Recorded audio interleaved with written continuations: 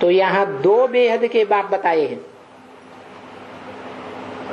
एक है आत्माओं का बाप और दूसरा मनुष्य सृष्टि का बाप।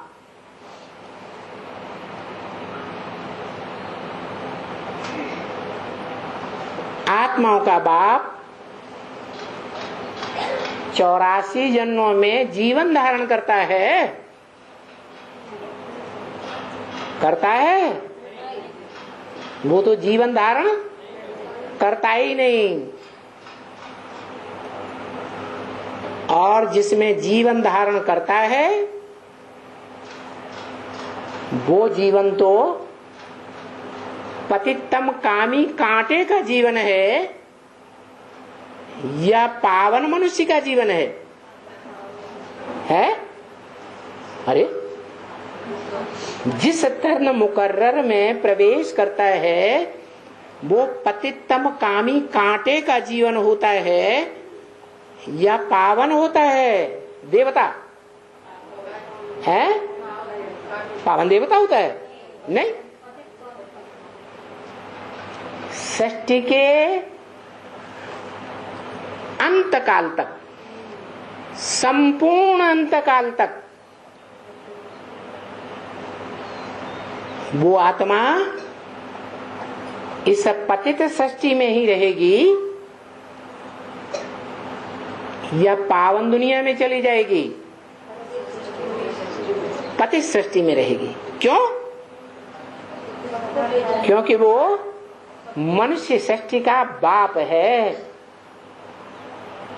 जो सच्चा बाप होता है वो घर परिवार में अगर जोर से आग लग जाए तो अपने छोटे छोटे बच्चों को छोड़ करके भाग जाएगा क्या?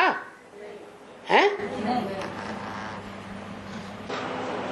तो ठेठ कलयुग के अंत में जब महामृत्यु का समय होता है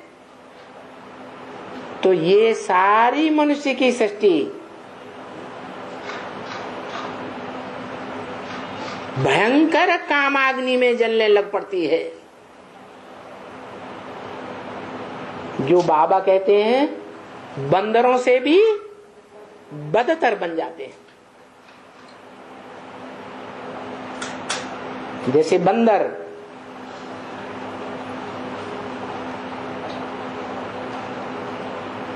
बिल्डिंग की कहो या वृक्ष की टुंगस पर बैठ करके विकार भोगने का आदी हो जाता है। ऐसे मनुष्यों की हालत हो जाती है।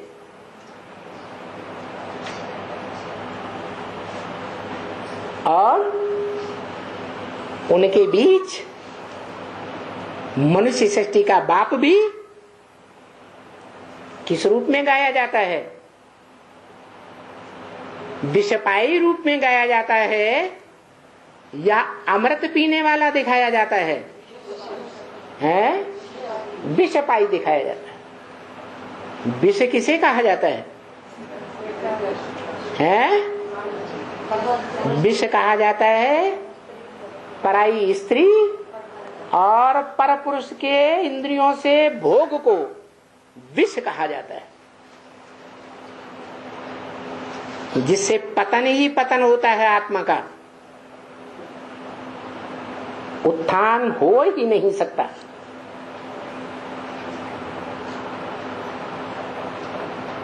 ये विषय विकार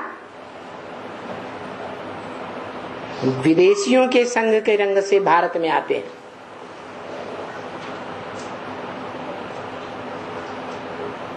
जैसे भारत की धरणी में विदेशियों ने भारत की धरती माता जो स्थूल है उसमें कौन सी खाद डालने का प्रचलन किया हुआ है? यूरिया। क्या नाम दिया? यूरिया शब्द काय से निकला? यूरिन।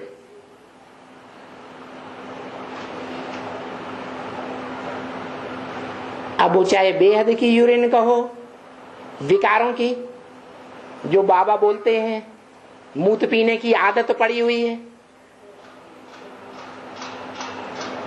संकल्पों में, दृष्टि में, वृत्ति में, कर्मेंद्रियों में मूत पीने की ही आदत लगी पड़ी है।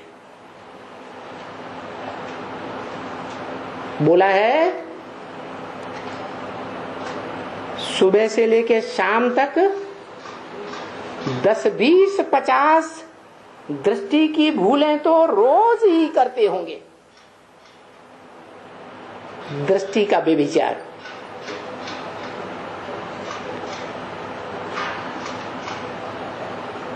तो झूठ बोला क्या? भगवान बाप तो जो बोलते हैं वो सत्य ही बोलेंगे। यहां तक स्थिति हो जाती है कि तुम भारतवासी जब विकारों की दलदल में पूरा ही एड़ी से लेकर चोटी शुरू होने तक पूरा ही डूब जाते हो, तब मैं आकर के तुमको चोटी पकड़ करके उठाता हूं।